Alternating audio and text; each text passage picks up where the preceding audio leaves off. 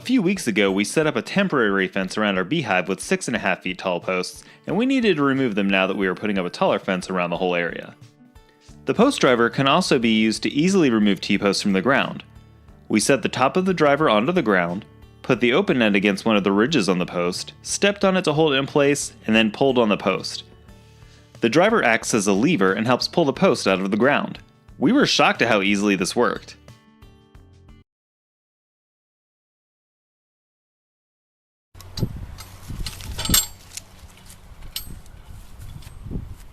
Hi everyone!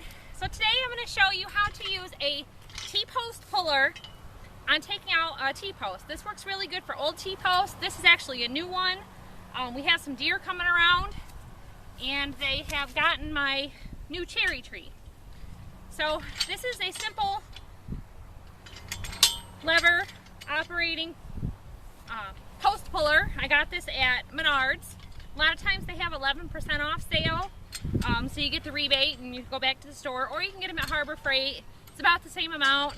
I just assume get it at Tractor Supply over Harbor Freight whenever possible. So if your ground is soft, you're going to want a board underneath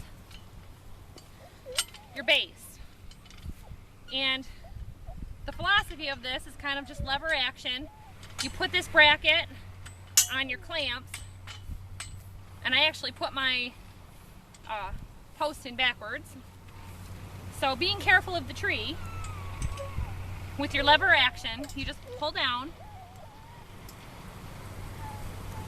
And what it does is it pulls your fence post up. So then you let go and you move this down to a lower stud on your fence.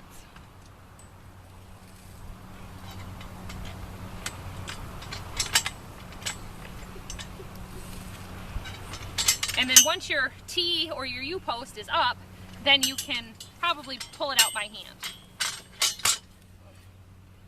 Now some of these fence posts have been in the ground for 50 years or more, so they might rust and be crumbled, but if you're wanting to move them or recycle them or just clean up a fence row, these fence posts or pullers are just awesome to use.